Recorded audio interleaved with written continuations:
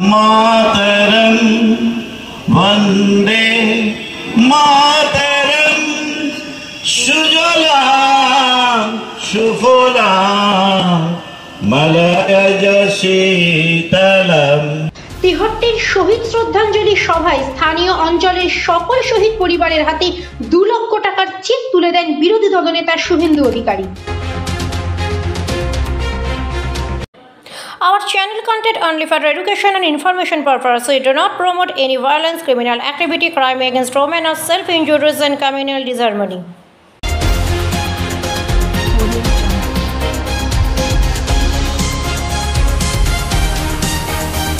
তেহট্ট নাগরিক কমিটির উদ্যোগে নদিয়ার তেহট্ট জিতপুর এলাকায় এক শ্রদ্ধাঞ্জলি সভার আয়োজন করা হয়েছে। সহযোগিতায় ছিল নদিয়া জেলার বিজেপি নেতৃত্ব। উক্ত শ্রদ্ধাঞ্জলি সভায় উপস্থিত হন পশ্চিমবঙ্গের বিরোধী দলনেতা শুভেন্দু অধিকারী, সঙ্গে ছিলেন চাকদার বিধায়ক বঙ্কিম ঘোষ সহ অন্যান্য বিজেপি নেতৃত্ববৃন্দ। বেলা 5টা নাগাদ এই সভায় উপস্থিত হন শুভেন্দু অধিকারী। নদিয়ার বীর শহীদ সৈনিকদের শ্রদ্ধাঞ্জলি দিতেই এই সভার আয়োজন। কিছুদিন পূর্বে কাশ্মীরের জঙ্গির সঙ্গে গুলির লড়াইয়ে নিহত শহীদ ঝন্টু আলী শেখ, শহীদ সুবোধ ঘোষ, সুদীপ বিশ্বাস ও সুকান্ত মণ্ডলের পরিবারের পরিজন আজ উপস্থিত ছিলেন এই শ্রদ্ধাঞ্জলি সভায়। প্রথমে শহীদদের ছবিতে পুষ্প প্রদান করেন শুভেন্দু অধিকারী, তারপর শহীদদের পরিবার পরিজনকে সাষ্টাঙ্গে প্রণাম করে তাদের প্রতি শ্রদ্ধা অর্পণ করেন বিরোধী দলনেতা। উক্ত সভা থেকে প্রত্যেক শহীদ পরিবারের হাতে 2 লক্ষ টাকার চেক তুলে দেন শুভেন্দু অধিকারী। সেই শ্রদ্ধাঞ্জলি সভা থেকে মুখ্যমন্ত্রী মমতা বন্দ্যোপাধ্যায়ের প্রতি কৃতজ্ঞতা জ্ঞাপন করেন শহীদ ঝন্টু আলী শেখের পরিবারের পাশে দাঁড়ানোর জন্য। তার সাথে তার কাছে এও আবেদন করেন অন্য যে 3 শহীদ আছেন নদিয়া, তাদের পরিবারের পাশে দাঁড়ানোর জন্য। সদ্য কাশ্মীরে নিহত প্যারা কমান্ডো জওয়ান ঝন্টু আলী শেখের বাবা সবর আলী শেখের প্রতিও সহমর্মিতা জানান তিনি। আজ অবশ্য মঞ্চ থেকে কোনো রাজনৈতিক কুটকাচালের মধ্যে তিনি যাননি।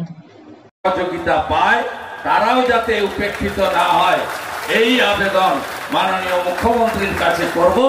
কারণ দেশের প্রধানমন্ত্রী কোন রাজনৈতিক দলের হতে পারে, দেশের প্রধানমন্ত্রী, রাজ্যের মুখ্যমন্ত্রী কোন রাজনৈতিক দলের হতে পারে, কিন্তু রাজ্যের মুখ্যমন্ত্রী তার দৃষ্টি সব সময় সমান থাকবে, তার 2টো চোখই খোলা থাকবে, একটা চোখ বন্ধ থাকবে না, এটা আমি আশা করব।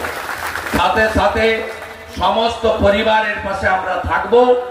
আজকে আমরা সামান্য অর্ঘ্য তুলে দিয়েছি। আমি ঝন্টু আলী শেখের পিতৃদেবকে বলেছি, আমাদের প্রিয় বীর গতিপ্রাপ্ত ঝন্টুর আলী স্ত্রী এবং তার পুত্র এবং তার দাদাও আমি টিভিতে দেখেছি, তিনি একজন অসম সাহসী, একজন আমাদের ভারতবর্ষের সৈনিক। তিনি এর যোগ্য জবাব দিবেন বলছিলেন প্রেসের সামনে। আমি ওনার মাধ্যমে বলেছি, কোনো দরকার থাকলে কৃষ্ণনগর কলকাতায় যাওয়ার দরকার নেই, আপনি এখানে নাগরিক কমিটির মাধ্যমে আমার কাছে পাঠাবেন।